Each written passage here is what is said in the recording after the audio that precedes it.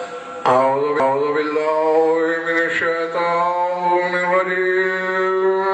بسم الله الرحمن الرحيم. صلاة بآواز بلند.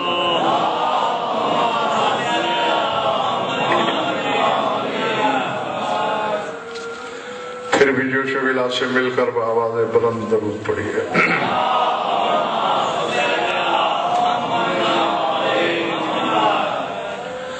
توجہ ہے، بات شروع کی جائے. چونکہ یہ پہلی مجلس شریعت الحسین کے ذات پاک سے منسوب ہوتی ہے. منصب کا تقاضا بھی یہی ہے اور روایت بھی کہ جتنی دیر میں آپ سے گفتگو کروں میری گفتگو کا مرکز و محور یہی ذات پاک ہونا چاہیے.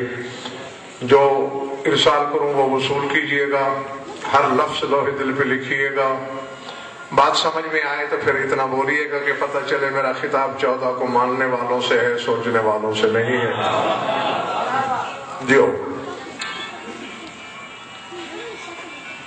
سنت الہیہ ہے، ذات واجب نے کسی پردہ دار کو نہ نبی بنایا نہ امام. سمجھ میں آگی بات؟ کوئی مستور وہ جتنی ذی وقار کیوں نہ ہو، نہ نبی ہے نہ امام. اس کا یہ قطعی مقصد نہیں ہے کہ ان میں نبوت یا امامت کی صلاحیت نہیں ہوتی، کیونکہ یہ دونوں منصب امت کے ساتھ مخلوط ہونے کا تقاضا کرتے ہیں اور یہ چیز پردہ داری کے خلاف ہے. ہاں، تو اس لیے میں نے کہا ہے کہ کوئی پردہ دار نہ نبی ہے نہ امام. لیکن دیکھو میں دو ایسی پردہ دار جانتا ہوں کہ نبی اور امام تو نہیں ہیں، نبوت کی صدارت کرتی ہیں، امامت پہ حکومت کرتی ہیں.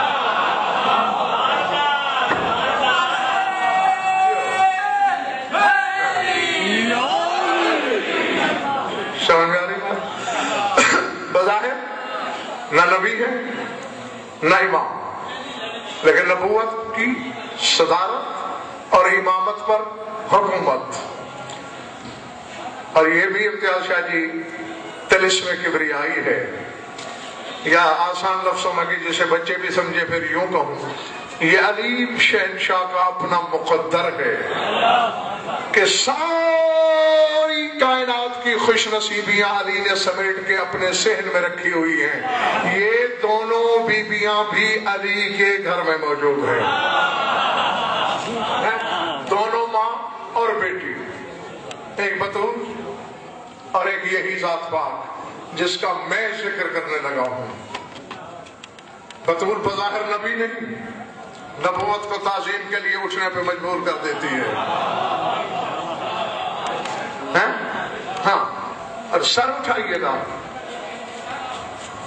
بلکہ ایک جملہ نظر کرے گی تم آپ کی، ایک عالم ربانی نے دونوں ماں بیٹیوں پہ اثر جب نظر ڈالی تو دو جملے لکھے کہ جناب سیدہ اور شریعت الحسین میں کیا فرق ہے، ماں پہ امتیاز کیا ہے اور ماں پہ اشتراک کیا ہے. فرماتے ہے یا ام ابیہا وہذہ سر ابیہا، ہے یا بضعۃ ابیہا وہی ہذہ زین ابیہا. اللہ اکبر. لا یقوم لہذہ من افاضلها الا واحد وهذه يقوم لها من افاضلها خمسة من الحجج. آخری بندے تک سر اٹھانا. فرماتے ہیں ماں وہ ہے جو باپ کی بھی ماں ہے. بطول کا لقب ہے نا ام ابیہا. اپنے باپ کی بھی ماں، اپنے باپ کی بھی اصل. ان مقصد ہے جیسے ماں کے بغیر بیٹا ہونا ممکن نہیں، اگر یہ ذات نہ ہوتی تو پھر حقیقت محمدیہ بھی ظاہر نہ ہوتی. تو ماں وہ ہے جو باپ کی بھی ماں ہے. ام ابیہا وہذہ زین ابیہا، اور بیٹی وہ ہے جو باپ کی زینت ہے.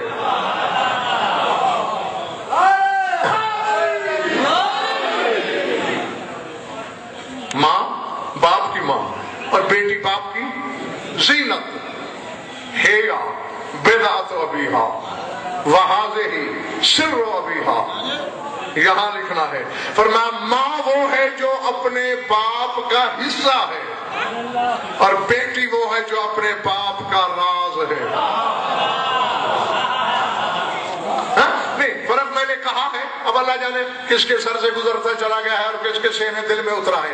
سر و ابیہا، اپنے باپ کا راز. علی جیسا باپ جس کے بارے میں رسول یہ کہے یا علی انتا سر اللہ فی العالمین، اے علی تو تمام جہانوں میں اللہ کا راز ہے.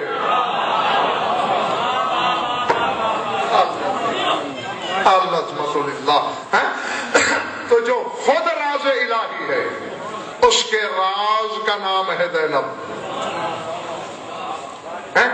اور اگلا فکرہ فرمایا ماں وہ ہے کہ جس کی تعظیم کے لیے جو اس سے افضل تھے ان میں ایک کھڑا ہوا.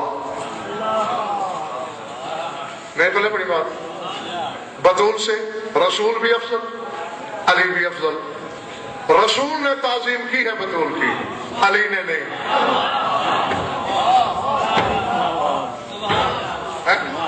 ہاں میں نہیں جانتا خریدار کون ہے، تماشائی کون ہے. رسول نے تعظیم کی ہے بیٹی کی، لیکن علی نے نہیں کی، شوہر ہونے کی وجہ سے، حاکم ہونے کے حوالے سے. فرماتے ہیں وَحَاذِهِ یَقُومُ لَهَا خَمْسَةٌ مِّنَ الْحُجَجِ. فرمایا بیٹی وہ ہے جس سے 5 افضل حجتیں اس کی تعظیم کو کھڑی ہو جاتی تھی.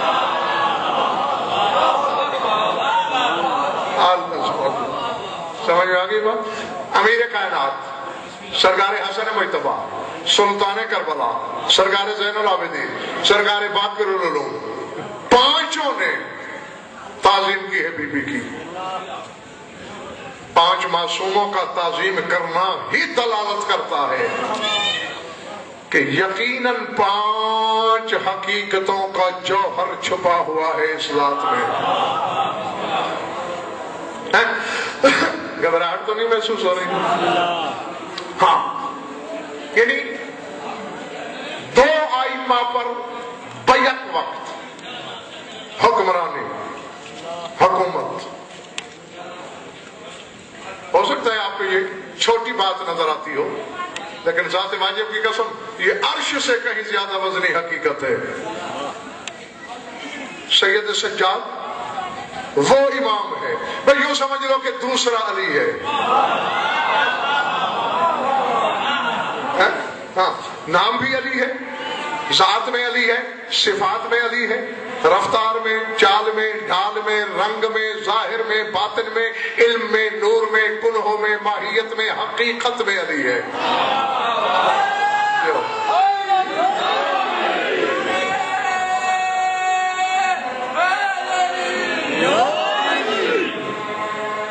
اور دیکھ لو، بلکہ میں یہاں ایک جملہ کہنا چاہتا ہوں، اور اصل یہ جملہ نہیں، امتیاز شاہ جی تحفہ ہے، اور تحفے کی قدر ہر ایک کو نہیں ہوتی. جو قدر شناس ہے وہ میری طرف دیکھ کے میری آنکھوں میں آنکھیں ڈالے. میں چیلنج کر رہا ہوں، کسی کے کان پہ تو میں نے منہ نہیں رکھا ہوا، سپیکر کے مائک پہ رکھا ہوا ہے. جاؤ 4 دانگ عالم، ذرے سے عرش تک، شرق غرب شمال جنوب، علم کے گھوڑے دوڑا لو.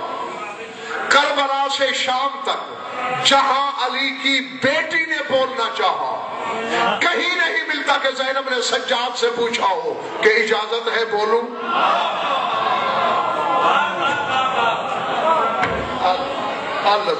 بھلے بڑی بات کہیں نہیں ملتا، جھوٹی روایت میں بھی نہیں، ضعیف روایت میں بھی نہیں کہ اس نے امام سے پوچھا ہو کہ اجازت ہے میں گفتگو کروں.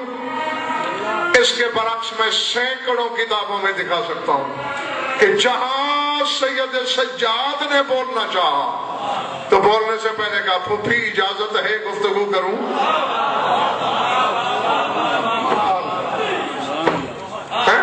جی، یعنی مشیت جن کے سامنے گفتگو نہ کرے. ہاں، اور یہ اس لیے بھی شاید ضروری ہے ان حقائق سے روشناس کرانا اپنی قوم کو.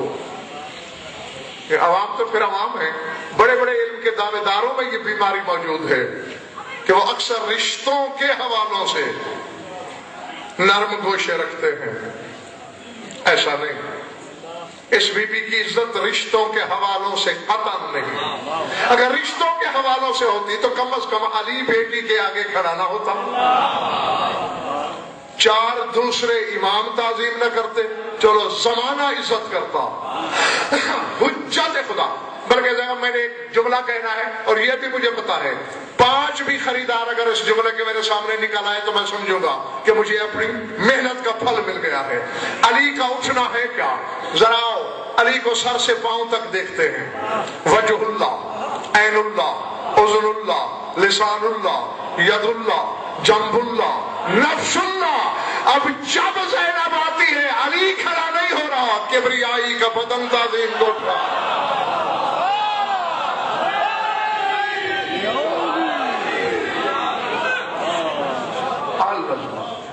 سمجھ میں آ رہا؟ ہاں، اور جس کے لیے کبریائی کا بدن تعظیم کو کھڑا ہو جائے،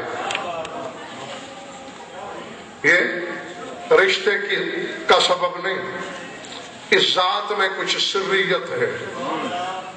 ہاں، امجد موجودہ پورا اشرا پڑھ کے آ رہا ہوں، کل رات ختم ہوا ہے لاہور میں، اسی ذات پاک کے نام پر تھا. لاتعداد حقائق اور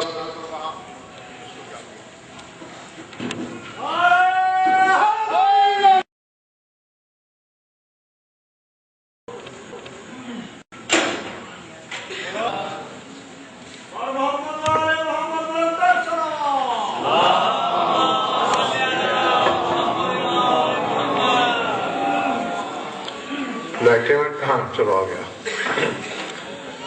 کیا کہہ رہا تھا؟ رات آزاد گوشے بے نقاب ہوئے.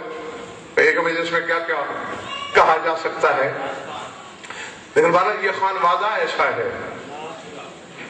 ان کے لیے اکثر آپ لوگوں کو یاد ہوگا میں طلسم کبریائی کا لفظ استعمال کیا کرتا ہوں.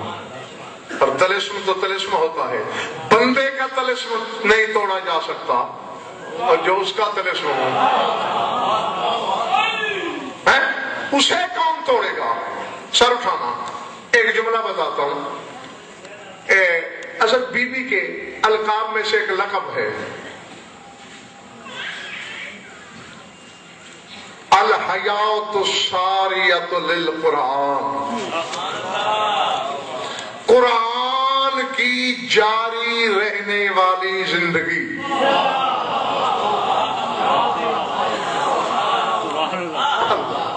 اللہ میں تو اپنے آپ میں مزہ لے رہا ہوں، کوشش تو کروں گا کہ ہر بندے کو اس لطف میں حصے دار بناؤں. قرآن کی جاری رہنے والی حیات. علماء شیعہ نے یہ لکھا ہے کہ لو فرض القرآن انسان فالرسول العظم هو العقل الكل وامیر المومنین هو الروح الکلی وفاطمة الزہرا سلام اللہ علیہا هي النفس الکلیۃ والحسن المجتبی هي قبض القرآن والحسین الشہید کربلا هي بمنزلة القلب ويفيض الحیات بواسطة القلب. وہ فرماتے ہیں اگر قرآن کو ایک انسانی بدن فرض کر لیا جائے، اس قرآن کو نہیں جو تمہارے میرے گھروں میں ہے، قرآن کی حقیقت کو جو اس کے لدن میں ہے، جو اس کے قرب میں ہے، اگر اس قرآن کو ایک پیکر، ایک وجود فرض کر لیا جائے تو وہ کہتے ہیں پھر یوں بنتا ہے کہ رسول قرآن کا عقل ہے.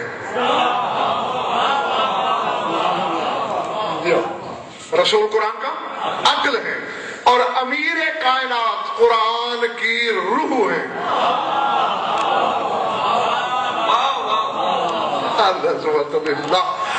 اور جناب سیدہ قرآن کا نفس کلیہ ہے. اور تیرا مولا حسن قرآن کا جگر ہے. اور کربلا والا قرآن کا دل ہے. وَيُفِيضُ الْحَيَاةُ بِوَاسِطَةِ الْقَلْبِ. اور بدن کی زندگی دل کی مرہون منت ہوتی ہے.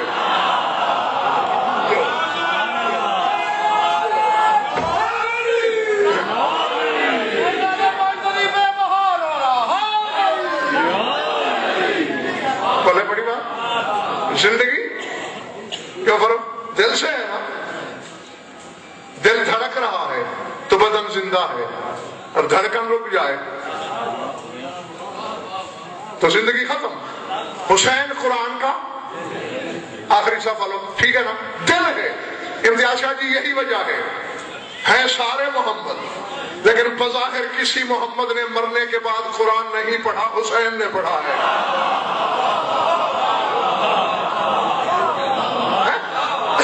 کیونکہ وہ حیات قرآن کے ضامن تھے, وہ قرآن کا دل ہے.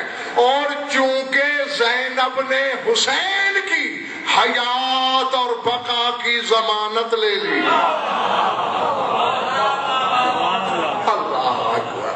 اللہ اکبر. حسین نے توحید سے کہا میں تیری توحید نہیں مرنے دوں گا, اور اس بی بی نے حسین سے کہا میں تم دونوں کو نہیں مرنے دوں گی.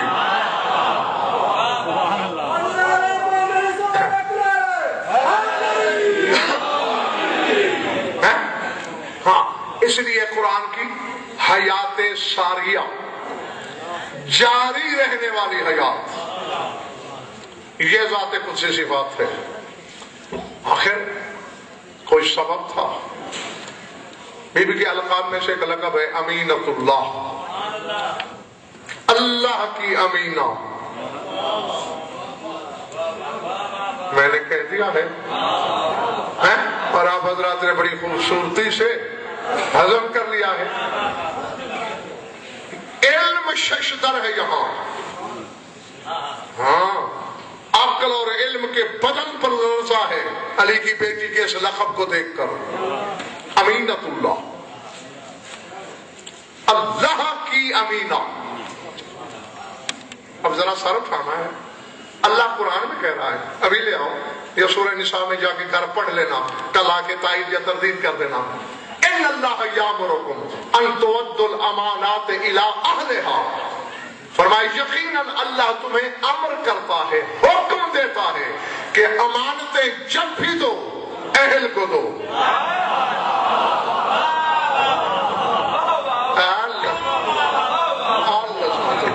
بھلے بڑھ رہی میری بات دوستو.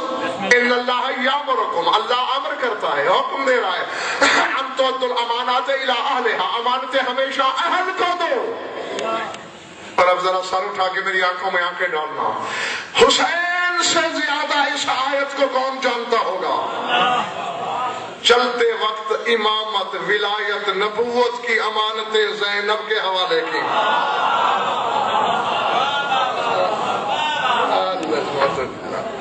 سمجھ میں آ رہی میری بات؟ ہاں. اور حیرت ہوتی ہے, حیرت ہوتی ہے کہ بظاہر جس کا سب کچھ لٹا ہے, اللہ جانے اس نے ودائع رسالت اور امانات امامت کو کہاں چھپایا. یہ میں پوری عالمانہ ذمہ داری سے چیلنج کرتے ہوئے کہہ رہا ہوں. سب کچھ لوٹ لیا تھا شامیوں نے, لیکن جو اسرار تھے, جو امانتیں تھیں, وہاں تک کسی کی رسائی نہیں. اللہ جانے کس حصار ولایت میں زینب نے چھپایا. ہاں, نہ دستار امامت تک کسی کا ہاتھ پہنچا. ہاں, وہ چیزیں غائب رہی. اور میں نے تو اپنی پوری زندگی میں 3 غائب دیکھے ہیں کہ جہاں تک مخلوق کی رسائی نہیں, یا وہ غائب ہے اور آج تک کوئی نہیں پہنچا,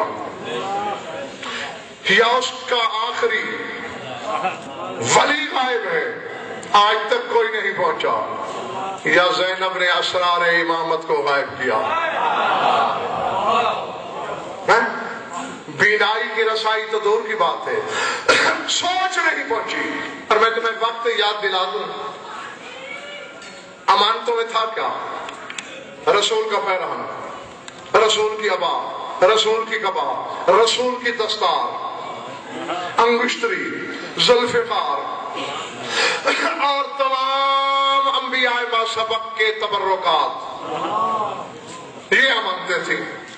اور ان کے بارے میں عباس بن عبد المطلب نے جب امیر کائنات سے کہا میں رسول کا بھی بڑا ہوں اور تجھ سے بھی بڑا ہوں، رشتے میں دونوں کا چچا لگتا ہوں، تم نے رسول کے سارے تبرکات خود رکھ لیے، میرے ساتھ بھی حصہ بانٹ۔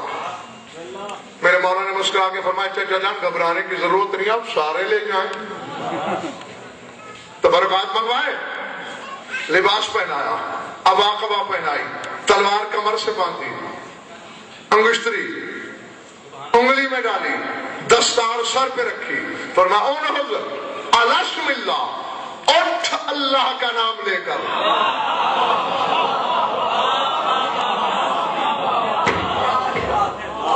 جو پہنچے میں کہتا ہوں واہ، اور جو آنکھیں پاڑے مجھے دیکھ رہے ہیں، تمہیں بھی میرا ویشہ عرفان پہ اکیلا کرنا نہیں چاہتا، تمہیں بھی ساتھ لینا۔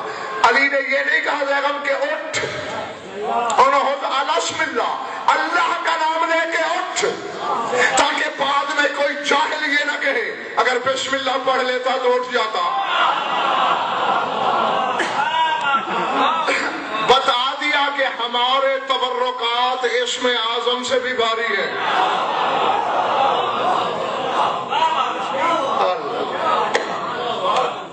گھبراہٹ تو نہیں ہو رہی؟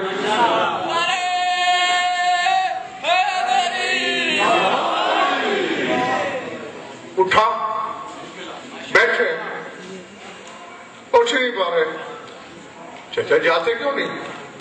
یعنی لگتا ہے کہ ثقلین کا بوجھ تو نے میرے سر پہ رکھ دیا۔ اچھا تلوار کھولیے، اب اٹھیے، نہیں، چلیے ابا اتاریے، اب چلیے قبا اتاریے، نہیں، اچھا کرتا اتاریے، ساری چیزیں واپس لے لی، آخر میں امامہ رہ گیا۔ چچا تو اس سے بڑی بڑی پگڑیاں باندھتا ہے، یہ تو درمیانی سائز کا امامہ ہے، اسے لے کے اٹھ۔ یا علی لگتا ہے کائنات کے پہاڑ میرے سر پہ ہے، نہیں اٹھا جاتا۔ اب دیکھتے میری طرف رہنا۔ علی نے سارا لباس خود پہنا، چل کے دکھایا، پھر دائیں بائیں دیکھ کر فرمایا اینا بنی الحسن، کہاں ہے میرا حسن بیٹا؟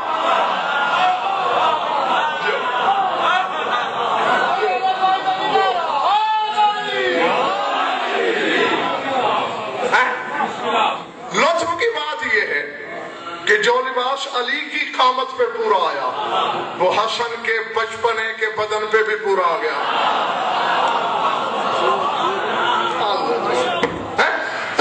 حسن بیٹا ذرا میرے چچا کو چل پھر کے دکھا، چل پھر کے دکھا، پھر فرمایا اینا بنی الحسین، کہاں ہے میرا حسین؟ اب حسین کے بدن پہ پورا، حسین نے چل پھر کے دکھا، اب حلالیو جاگنا ذرا۔ میرے مولا نے مسکرا کے فرمایا چچا میں پہلے انکار کر دیتا تو پتہ نہیں تو کیا سوچتا، تو نے بھی پرکھ لیا، انہوں نے بھی دیکھ لیا، یحملہ من ہوا مثل رسول اللہ، یہ بوجھ وہ اٹھا سکتا ہے جو رسول جیسا ہو۔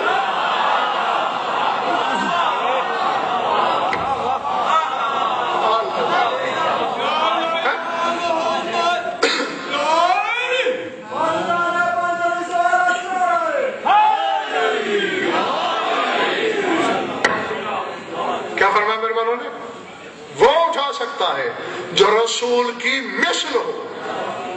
اور مجھے حق ہے جملہ کہنے کا، کہا خیبر شکر نے، میں نے تو کہا نہیں کہ وہ اٹھا سکتا ہے یہ بوجھ جو رسول جیسا ہو۔ اس کو کیا کہوں یہ سارا بوجھ جس نے چادر کے پلو میں چھپائے رکھا۔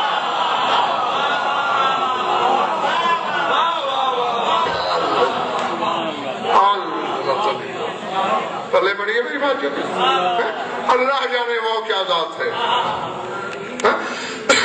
ذات واجب کی قسم، یہ تو ہماری رسائی ہے جہاں تک ہم آپ کو بتا دیتے ہیں.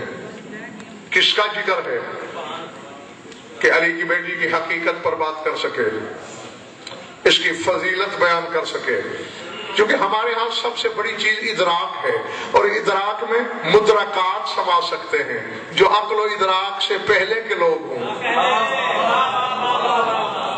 ان کو الفاظ کی گنجلک میں قید نہیں کیا جا سکتا, انہیں سلسلہ ذہن میں پابند نہیں رکھا جا سکتا.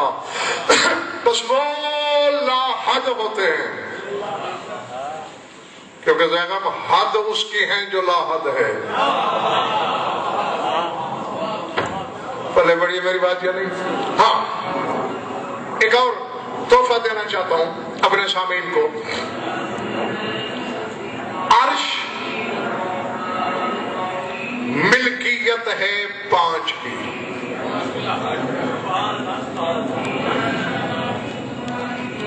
خدا کرے میں حق پہنچاؤں, اور اللہ کرے کہ آپ لوگ حق کا ہتھوڑا برداشت کر سکیں. عرش ملکیت ہے 5 کی.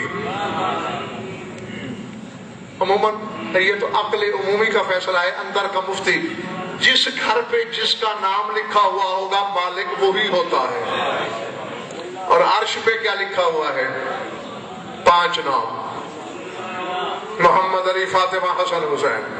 تو یہ 5 مالک ہیں عرش کے. یہاں میری بات نہیں مانتے ہو نہ مانو, میدان قیامت میں تمہیں اللہ کو پتہ جائے گا جب عرش کے سامنے سے حجاب ہٹے گا اور اللہ کی امید رکھنے والوں کو علی کی مسند پہ علی نظر آئے گا.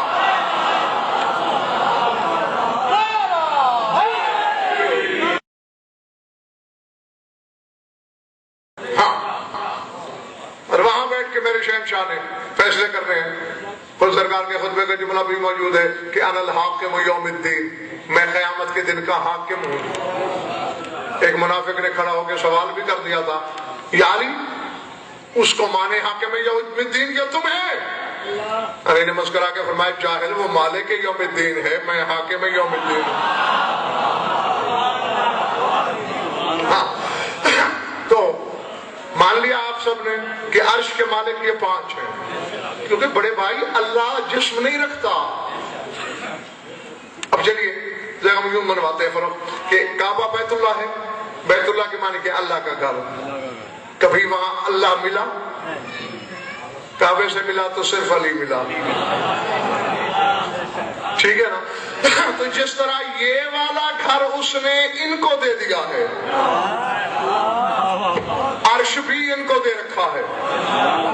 ہاں, کہیں یہ سمجھو کہ کوئی تخت ہے اور خدا اس تخت پہ بیٹھا ہے نہ, پھر اللہ محدود ہو جائے گا, اور اللہ محدود نہیں ہوتا.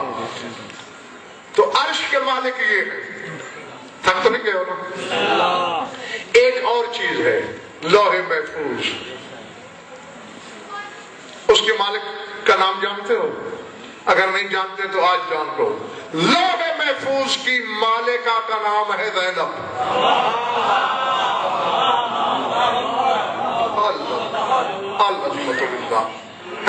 کیسے؟ کیونکہ جب نام رکھا جانے لگا تھا, بی بی دنیا میں تشریف لائی بلا تشبیہ, ہاتھوں پہ اٹھا کے بطول علی کی بارگاہ میں لائی. سب میں ہاں بیٹی کا نام رکھیے, فرمایا ما کنت لاسبق علی رسول اللہ, میں رسول خدا پر سبقت نہیں کر سکتا. رسول آئے, بابا نام رکھیے. فرمایا علی کے علم میں کمی تھی کیا؟ علی نے کیوں نہیں رکھا؟ سرکار میں لے گئی تھی, اس نے کہا میں رسول پر سبقت نہیں کر سکتا. مسکرا کے فرمایا اللہ ما کنت لاسبق علی ربی, میں اپنے پروردگار پہ سبقت نہیں کر سکتا. علی مجھ پہ نہیں کرے گا, میں اللہ پہ نہیں کروں گا. فوراً جبریل آیا, اللہ کہہ رہا ہے سمھا زینب لأن زینا اللوح المحفوظ باسم زینب الکبریٰ. اللہ کہہ رہا ہے اس کا نام زینب رکھو کیونکہ ہم نے لوح محفوظ کے سرنامے کو زینب کے نام سے زینت دی ہے.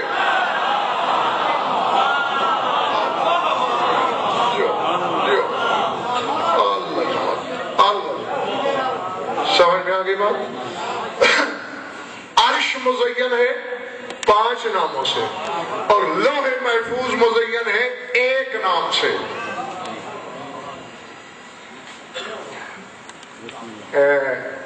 داشاری عام طور پر علماء یہ سمجھتے ہیں کہ لوح 2 ہیں، حالانکہ لوح 3 ہیں. سورہ رات کو پڑھنا، یمحو اللہ ما یشاء ویثبت وعندہ ام الکتاب. فرمایا اللہ جس چیز کو چاہے محو کر دیتا ہے، مٹا دیتا ہے، اور جسے چاہے لکھ کے ثابت رکھتا ہے. مٹانے والی لوح اور ہے، نئی لکھے جانے والی لوح اور ہے. تو یہ ہو گئے. بل ہوا قرآن مجید فی لوح محفوظ. اللہ کہتا ہے قرآن مجید لوح محفوظ میں ہے. یہ تیسری لوح ہے، اور اسے محفوظ اس لیے کہتے ہیں کہ محفوظ من التغیر والتبدل، اس کے فیصلے بدلا نہیں کرتے. اب اللہ جانے میں جنگل میں خطاب کر رہا ہوں یا آبادی میں، کون سوچ کا بیمار ہے میرے سامنے اور کون ماننے والا. کہے ماننے والوں سے رہا ہوں، آدم ہو یا عیسیٰ، لوح محو ثبت پہ اختیار رکھتے ہیں. اللہ جانے آل محمد کا مقام کیا ہے. انہوں نے جب بھی بدلا ہے لوح محفوظ کو بدلا ہے.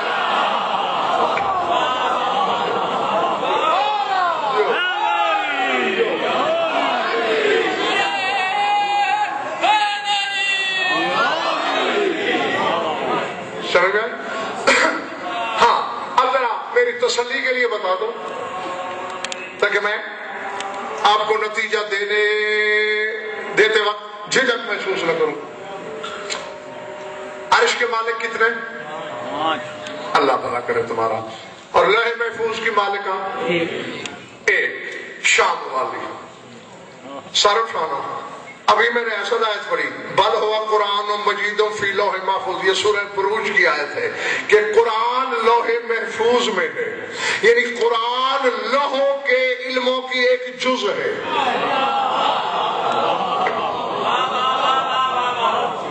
سمجھ میں آئی بات؟ یعنی ایک جز ہے قرآن، اور رہتا کہاں ہے؟ اس چیز کے سینے میں جو ملکیت ہے علی کی بیٹی کی. آج سمجھ میں آ رہی ہے زیغم میری یہ بات کہ وجہ کیا ہے. قال الحسین یقرأ القرآن یوما فجاءت زینب الکبریٰ فوضع القرآن علی الارض وقام لها اجلالا. حسین قرآن پڑھ رہا ہو، ادھر علی کی بیٹی آ جائے، حسین قرآن کو زمین پہ رکھ دیتا ہے، زینب کی تعظیم کو کھڑا ہو جاتا ہے.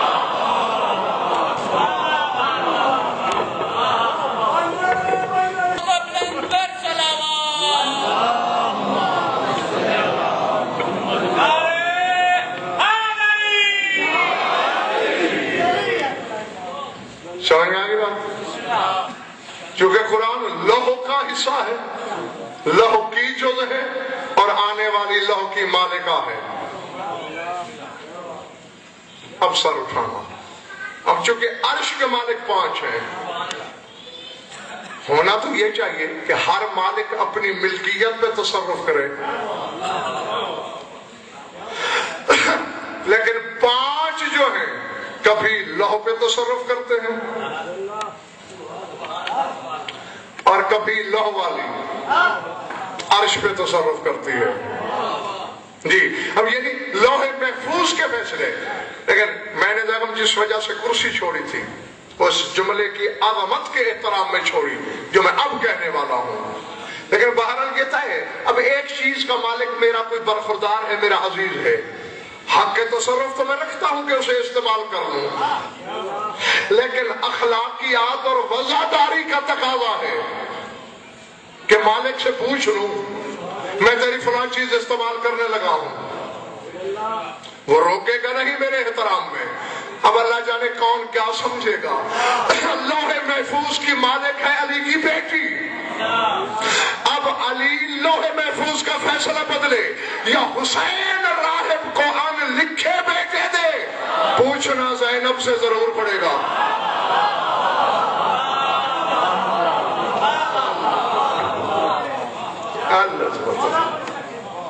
سمجھ میں آ رہی میری بات؟ ہاں. تو کبھی یہ لوح پہ تصرف کرتے ہیں، کبھی وہ عرش پہ کرتی ہے. عرب دیکھ لو تصرف کا انداز کیا ہے. عرش والے کا اقتدار کیا ہے؟ قرآن پڑھ لینا، سورہ یونس اور سورہ رات۔ ثم استوى علی العرش وسخر الشمس والقمر، فرمایا پھر اللہ عرش پہ غالب آیا، اور چونکہ عرش والا ہے اس لیے سورج اور چاند اس کے مسخر ہو گئے۔ تو جو عرش کا مالک ہو شمس و قمر اس کے مسخر ہوتے ہیں، اور محمد اور علی دونوں بھائی چونکہ عرش کے مالک ہیں، ایک بھائی بیٹھے بیٹھے چاند کی طرف اشارہ کرتا ہے، اس کا کلیجہ کٹ جاتا ہے، دوسرا سورج کو یوں کرتا ہے،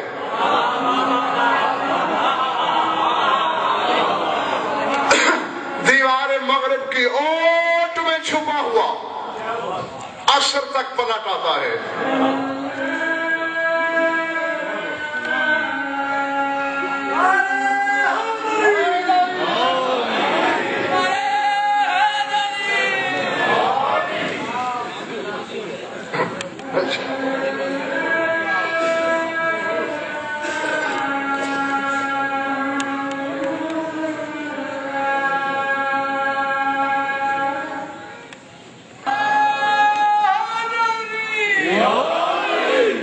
تمہارے چوتھے امام سے کسی نے شام میں پوچھا تھا تمہارا شجرہ نسب کیا ہے؟ تو مولانا فرمایا تھوڑی دیر انتظار کر، جب اذان ہوگی تمہیں میرے شجرے کا علم ہو جائے گا۔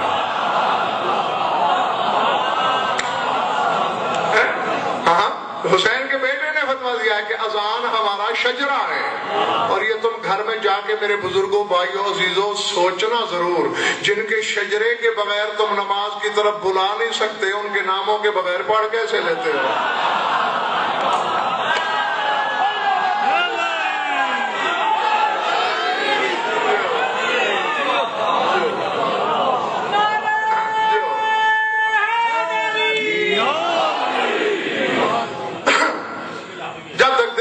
جیتے رہو۔ ہاں بس سمیٹ رہا ہوں میں اپنے بیان کو، بات بھول تو نہیں گئی۔ عرش والا وہ ہے کہ سورج اور چاند جس کے مسخر ہیں، تو چونکہ 5 مالک ہیں عرش کے، بڑا بھائی چاند کا کلیجہ شکر دیتا ہے اشارے سے، اور چھوٹا بھائی اشارے سے ڈوبا ہوا سورج لٹا لیتا ہے۔ اب چونکہ لوح کی مالک علی کی بیٹی ہے جاگنا، اور اس کے خاندان والے لوح محفوظ کے فیصلوں پہ بھی تصرف کر لیتے ہیں، اب یہ شمس و قمر پہ کیسے تصرف کرتی ہے؟ آخری بندے تک جو قبروں میں بیٹھے ہو تم بھی، اگر کوئی باہر گلی میں گزر رہا ہے یا کھڑا ہے وہ بھی سن لے، رسول کو، علی کو پھر بھی انگلی تو اٹھانی پڑی۔ جب یہ شمس و قمر پہ حکومت کرتی ہے، نہ انگلی اٹھاتی ہے نہ کہتی ہے، اس کے سر سے پلو ٹھنک جائے سورج خود ڈوب جاتا ہے۔ سمجھ میں آ رہی میری بات؟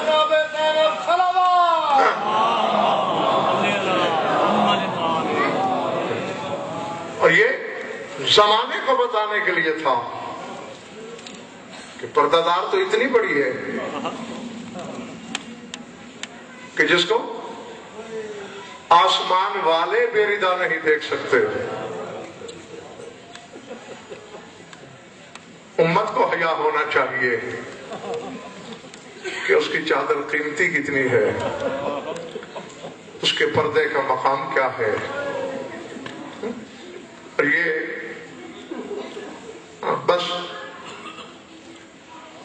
2 جملے، حد 3 کہہ لوں گا۔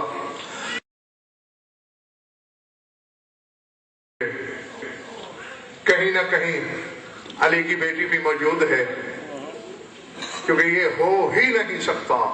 ابھی میں نے کتابوں میں پڑھا ہے، ہو سکتا ہے کہ باقی معصومین میں سے کوئی مسئلہ حتم کسی مجلس میں نہ ہو، لیکن یہ ممکن ہی نہیں کہ فرش عذاب بھی بچھا ہوا ہو اور وہاں زینب موجود نہ ہو۔ اور آج کا فرش عذاب تو ہے ہی اسی کے نام سے۔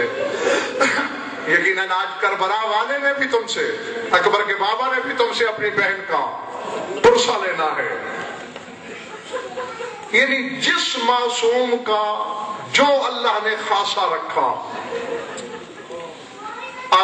بھی اسی خاصے کے اعتبار سے سبھی جانتے ہو، حالانکہ اس مخلوق کا ہمارے ذات بشری سے تعلق نہیں، لیکن امتحان جو تھا، بہت پیاس لگتی تھی تیرے مولا حسین کو، اور پیاس سے ہی اللہ نے آزمایا۔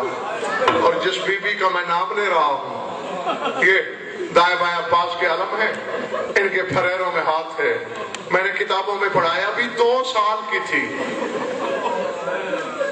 گھر سے باہر نکلی اپنے نانا کی انگلی پکڑ کے، سر پہ چھوٹی سی چادر جسے ایک ہاتھ سے بی بی نے مضبوطی سے پکڑا ہوا ہے، چونکہ رسول کی مرد کی چال تھی۔ پنڈی والوں، رسول نے تیز قدم اٹھایا، بچی کا پاؤں رپٹا، گری، ہاتھ سے چادر چھوٹ گئی، دونوں ہاتھ سر پہ رکھ کے بیٹھ گئی اور منہ سے نکلا واہ ہی جا واہ، العظمت للہ۔ آئے میرا پردہ، تو جو 2 سال کی عمر میں اپنے پردے کو روئے، عالم مانا میں ایک عالم ربانی سے تمہارے 12ویں امام کی ملاقات ہوئی۔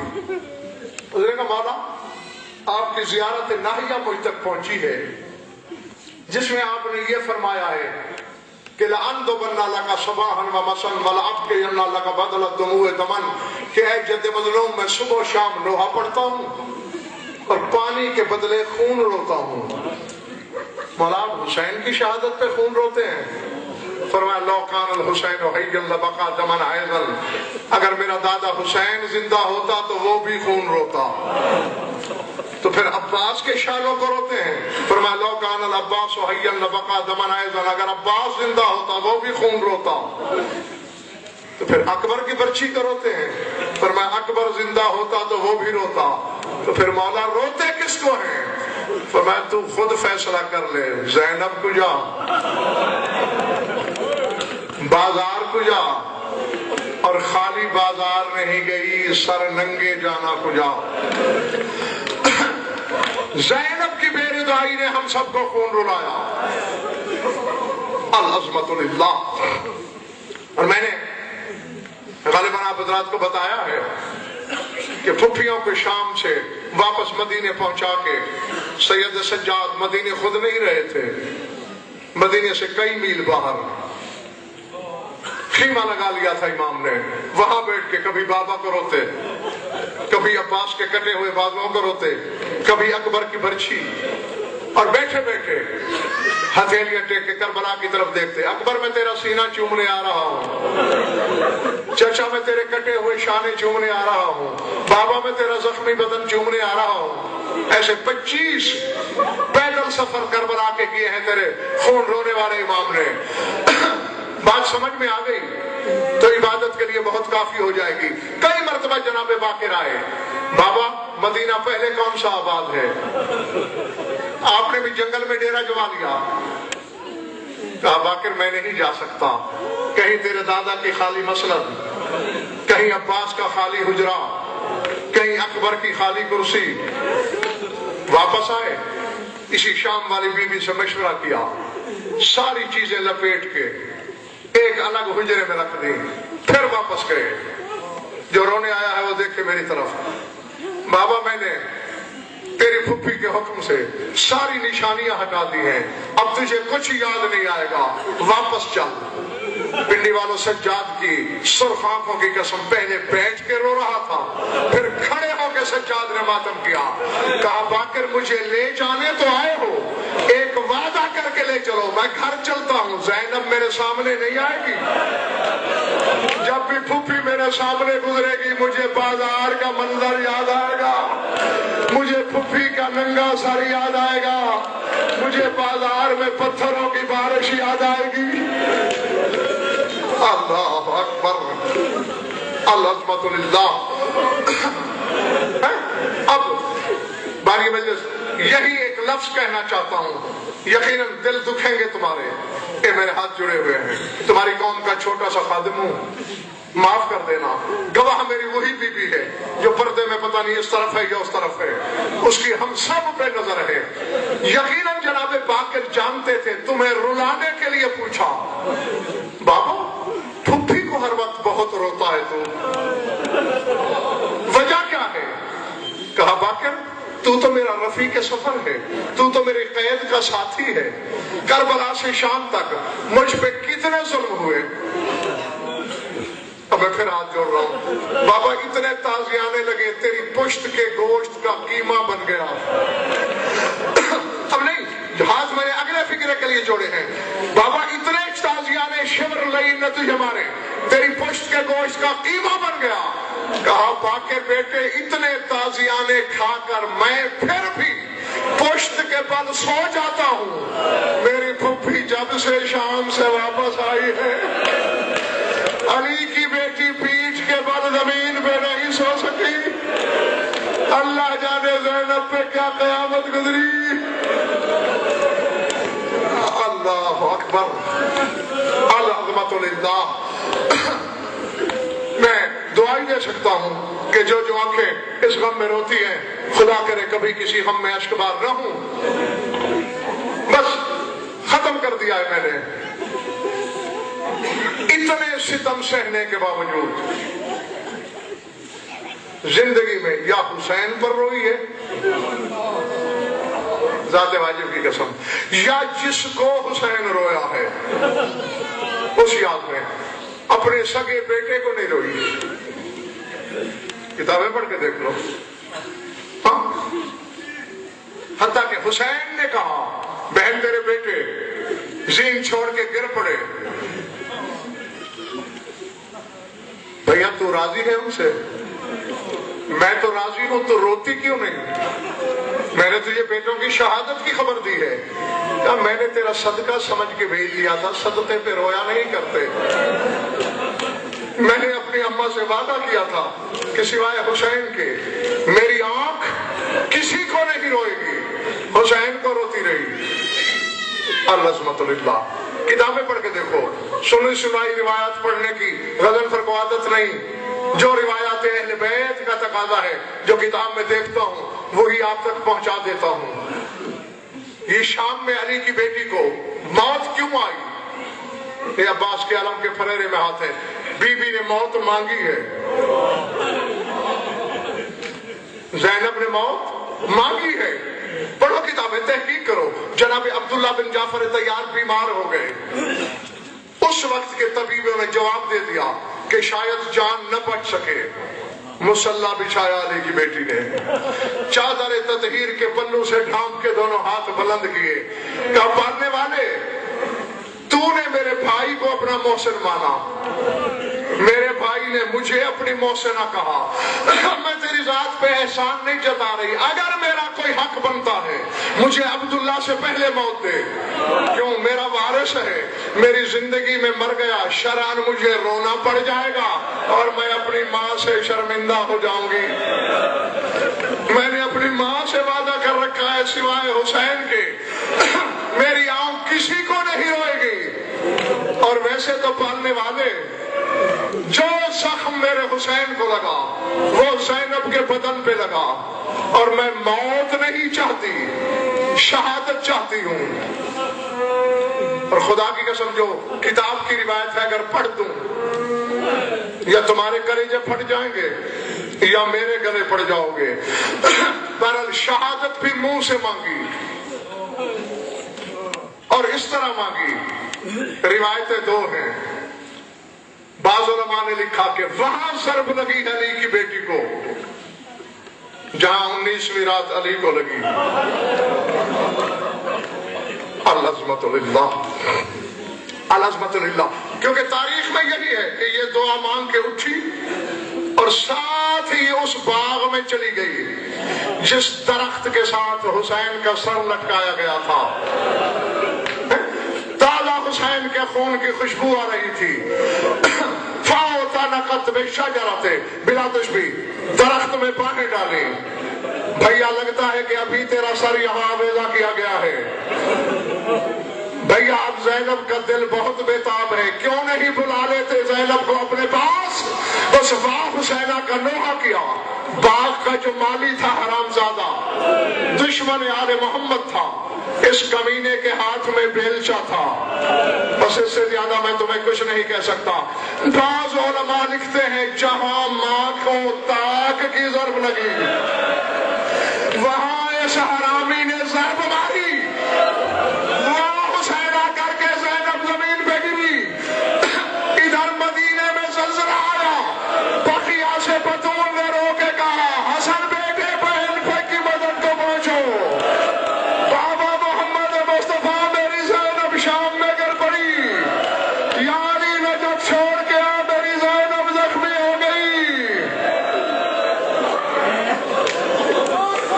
وسيعلم الذين ظلموا أي منقلب ينقلبون ألا لعنة الله على القوم الظالمين۔ بار الہ مجلس کو منظور و منقول فرما، بانی شرح کی نسائی شرف فرما، مومنین مومنات کی شرکت مبدل و سعادت فرما، ہماری یولیدہ بیان قبول فرما، جس غرض کے لیے مجالس ملاقات نے غایت المرام تک پہنچا، یومن بھی اولاد نالی عطا فرما، جو مقروض اور تنگ دست ہم تنگ دستی سے فرما، جو بے گناہ قید ہے عطا فرما، یمی مومنات کے جو حاجات خدا عدل شریعت کے نزدیک جائز ہوئے فرما۔ ہماری لاکھوں دعاؤں کی ایک دعا ہے، ہمارے وارث کا درد اللہم کن ولیک الحجت بالحسن صلواتک علیہ وعلی آبائہ فی هذه الساعة وفی کل ساعة من ساعات اللیل والنہار ولیم وحفظ مقعد وناصر مذرید معینا حتی تسکنہ ارضک ونتمتع فیہا طویلا یا رب محمد وآل محمد اجل فرج آل محمد ربنا تقبل منا وإنک انت السمیع العلیم بجاہ محمد وآل بیتہ۔